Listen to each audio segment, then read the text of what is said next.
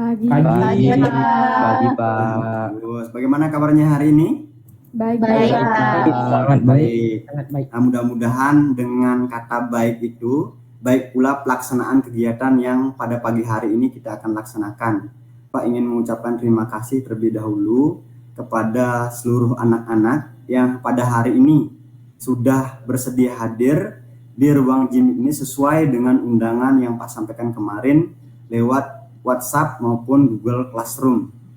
Nah, sebelum mulai ke kegiatan, ada baiknya kita awali kegiatan ini dengan doa terlebih dahulu agar apa yang kita laksanakan pada pagi hari ini berjalan dengan lancar dan sesuai dengan apa yang kita harapkan. Nah, untuk doa akan Bapak pimpin langsung. Berdoa menurut agama dan kepercayaannya masing-masing dipersilahkan. Berdoa selesai. Nah, sebelum lanjut ke kegiatan, Pak ingin tahu terlebih dahulu, bukan hanya tahu wajahnya, tapi juga harus tahu namanya. Ya, lagi sebentar setelah Pak tunjuk satu orang, silahkan perkenalkan diri, kemudian sebutkan satu kelebihan, kemudian satu kekurangan anak-anak. Bisa dipahami? Baik.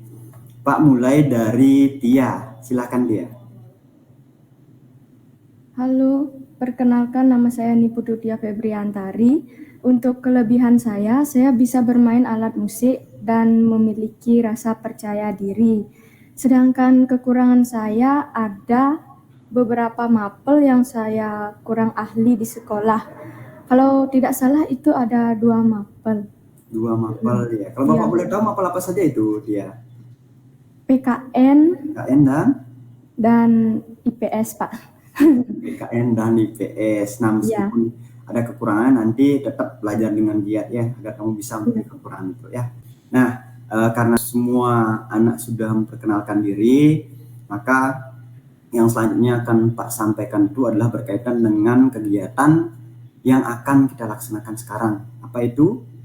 Layanan bimbingan kelompok. Nah, layanan bimbingan kelompok ini merupakan salah satu jenis layanan dalam bimbingan dan konseling, yang mana dalam kegiatannya itu akan diangkat satu jenis topik atau permasalahan yang didiskusikan bersama melalui dinamika kelompok sehingga diperoleh solusi atas masalah tersebut. Satu hal yang perlu Pak sampaikan juga, ini penting sekali, ini adalah mengenai asas-asas yang ada dalam layanan bimbingan kelompok. Ada 4 asas di sana. Yang pertama adalah asas kerahasiaan. Kemudian yang kedua itu adalah asas keterbukaan.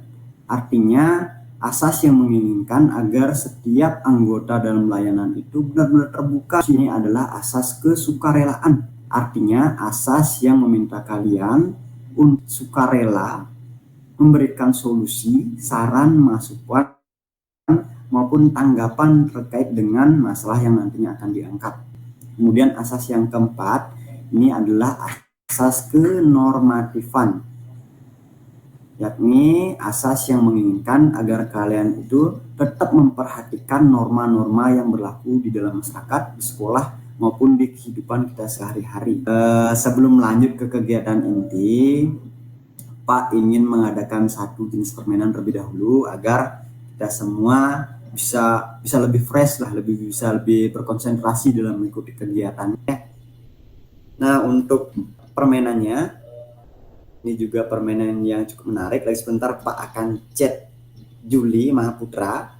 Kemudian Juli akan memperagakan 2 buah kata sampai 3 buah kata yang nantinya akan ditebak oleh setiap anggota kelompok yang lain. Bisa dipahami? Bisa, Pak. Bisa, Pak. Bisa. Pak chat dulu Juli. Silakan Juli diperagakan, kemudian teman-teman yang lain menebak ya. Apa sih kata yang dimaksud? Silakan. Oke, sudah terkirim. Silakan Juli. Ya, tunggu Pak. Perhatikan baik-baik.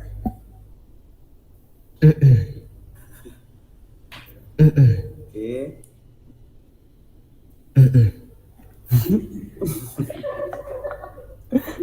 Bisa kalian tebak nggak? Siapa ya? Dwi Aprilia, silakan. Saya minum susu. Oke, berarti cerdas-cerdas ya. Ternyata dari gerak-gerik pun gestur itu bisa langsung ditebak kata apa yang dimaksud. Oke, Benar banget. untuk merefresh saja, mudah-mudahan setelah kegiatan permainan ini kita bisa lebih fresh, bisa lebih fokus lagi. Ya, baik. Sebelum lanjut, Bapak ingin kembali menekankan bahwasanya nanti pada saat kegiatan layanan, Bapak sangat mengharapkan partisipasi kalian untuk memberikan saran, masukan, tanggapan, maupun solusi terkait dengan masalah yang akan kita angkat nanti dalam layanan bimbingan kelompok. Bisa dipahami? Oke. Bisa, Pak. Bisa, Pak. Baik, kita langsung saja ke tahap kegiatannya. Untuk topik yang akan kita bahas pada pagi hari ini adalah topik yang sangat menarik dan juga sedang hangat-hangatnya di masa pandemi sekarang. Apa itu? Topiknya adalah mengenai etika bermedia sosial. Nah, berbicara mengenai media sosial, siapa sih yang nggak tahu ya? Nah, sekarang coba Pak tanya Mbak Surya. Anda tahu media sosial? Tahu Pak. Tahu. Berapa media sosial yang sudah Anda punyai sekarang? 3. 3. Apa saja? WA, WhatsApp, Facebook, dan Instagram. Itu lumayan ya populer sih di kalangan remaja ya untuk Instagram. Anda juga lebih hebat dalam penggunaannya. Karena apa? Karena ini merupakan salah satu kebutuhan, apalagi di musim pandemi seperti sekarang ya. Pembelajaran tidak lagi dilakukan tatap muka langsung, Anda harus memanfaatkan berbagai media sosial maupun teknologi agar bisa mengikuti pembelajaran daring itu, baik itu bukan menggunakan WA, mungkin Google Classroom dan lain sebagainya. Nah, berbicara mengenai media sosial, sebenarnya ada 2 dampaknya sih secara umum. Yang pertama ada dampak positifnya, kemudian ada dampak negatifnya. Nah, sebelum lanjut, Pak ingin tanya terlebih dahulu, ada tidak yang tahu apa sih kira-kira dampak positif dari media sosial itu? Silahkan. Desa, silahkan. Untuk dampak positif media sosial di zaman sekarang ini mungkin kita lebih bisa berkomunikasi dengan orang-orang jauh atau keluarga yang jauh, gitu Pak. Iya, luar biasa sekali Desa ya. Berarti dengan media sosial kita secara tidak langsung dapat mempermudah komunikasi kita dengan orang yang jaraknya belasan kilometer sampai puluhan kilometer. Ya, silakan Juli. Tempat menimba ilmu selain di sekolah. Iya. Media sosial sebagai salah satu fungsi atau dampak positif yang disampaikan oleh Desa Anggi tadi juga ada sebagai penunjang kegiatan pembelajaran Anda, mencari buku, sumber yang relevan untuk mendukung kegiatan pembelajaran secara daring maupun tatap muka nantinya. Ya. Nah, banyak sekali kan dampak positifnya kalau berbicara tentang media sosial kan ya. Kemudian selain memiliki dampak positif, media sosial juga memiliki dampak negatif. Atau Bapak punya 1 buah cuplikan video, silahkan Anda simak. Nanti silahkan Anda refleksi maupun berikan tanggapan terkait dengan video yang akan lagi sebentar Bapak tayangkan. Ya.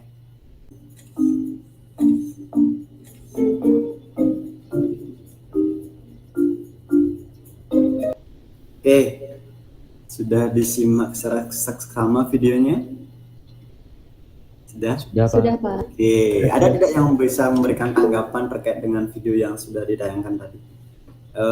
Juli ya, silakan. Jadi menurut saya Pak ya, ketika kita ingin memberikan masukan ataupun kritikan pada orang ya, khususnya publik gitu, kita wajib atau harus terlebih dahulu menjadi contoh atas kegiatan itu. Percuma kan kalau kita ingin memposting hal-hal baik, ingin mengkritik suatu apapun gitu, tapi kita yang melanggarnya ya sama aja dengan bohong gitu Pak. Oh iya, terima kasih Juli, pendapat yang sangat bagus tadi sekali dari Juli tadi.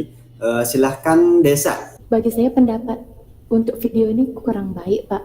Bagaimana ya, dia itu tidak ada minta izin dulu sebelum memposting foto seseorang. Iya, luar biasa. Berarti sebelum memposting sesuatu, entah itu video, foto, dan lain sebagainya yang itu merupakan privasi seseorang, kita tidak bisa dengan sembarangan ya mempostingnya di media sosial yang kita punyai. Terlebih dahulu kita harus meminta izin dari orang tersebut. Ya, bagus sekali pendapatnya Desa tadi. Karena sudah menyimak video dengan benar-benar seksama ya. Sebentar Pak akan tayangkan kembali sebuah video. Artinya video yang bisa memberikan Anda bayangan tips bagaimana etika bermedia sosial yang baik. Pertama, jangan mengubar informasi yang bersifat pribadi. Oke, tadi sudah ditayangkan paling tidak ada 10 tadi ya, kalau tidak salah kita simak bersama bahwasannya ada tips dan triknya dalam etika bermedia sosial. Ada tidak dari kalian yang bisa menyimpulkan bagaimana sih tips dan trik etika bermedia sosial yang baik itu? Dari video yang sudah Anda simak ya. Dwi Aprilia, silakan. Ketika ingin berkomentar pada postingan di media sosial, sebaiknya menggunakan bahasa yang santun atau tidak menggunakan kata kotor. Iya, harus menggunakan kata yang sopan dan santun. Ingat, tadi Juli sudah mengatakan bahwa etika dalam bermedia sosial itu harus diperhatikan, terutamanya dalam etika berkomunikasinya. Artinya, ketika Anda menggunakan media sosial, itu ada dunia maya, tetap Anda melakukan interaksi dengan orang lain dalam kehidupan nyata. Secara umum, pendapat dari anak-anak sudah sangat luar biasa. Maka dari itu Pak akan simpulkan dari semua pendapat Anda. Anda bisa lagi sebentar menyimaknya dalam satu buah slide PowerPoint. Etika bermedia sosial. Apa saja sih yang perlu diperhatikan ketika kita menggunakan media sosial? 1. Perhatikan etika dalam berkomunikasi. Artinya ketika Anda menggunakan media sosial, Anda tetap harus menggunakan kata-kata yang sopan, menggunakan gestur yang sopan.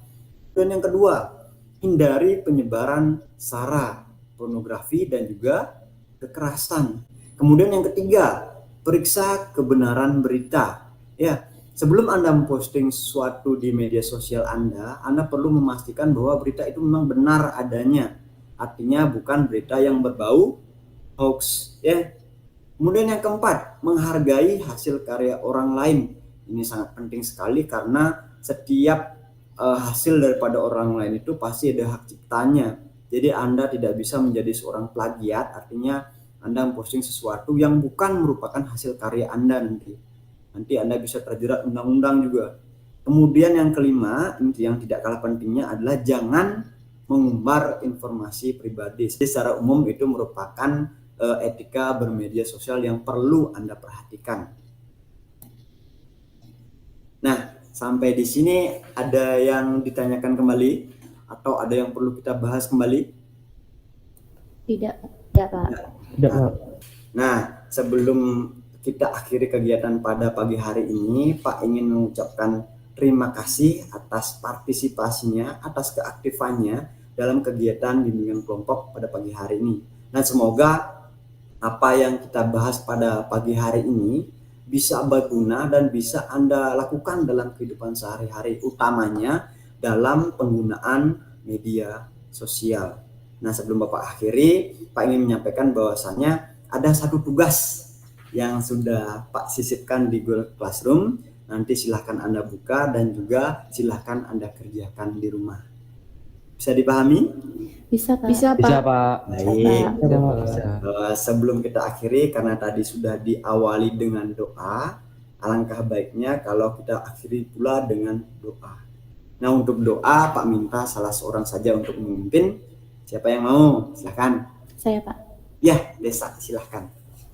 Sebelum kita mengakhiri kegiatan hari ini, langkah baiknya kita berdoa bersama. Berdoa sesuai keyakinan masing-masing dimulai. Berdoa selesai. Baik, terima kasih Desa. Sampai ketemu minggu depan anak-anak. Selamat pagi.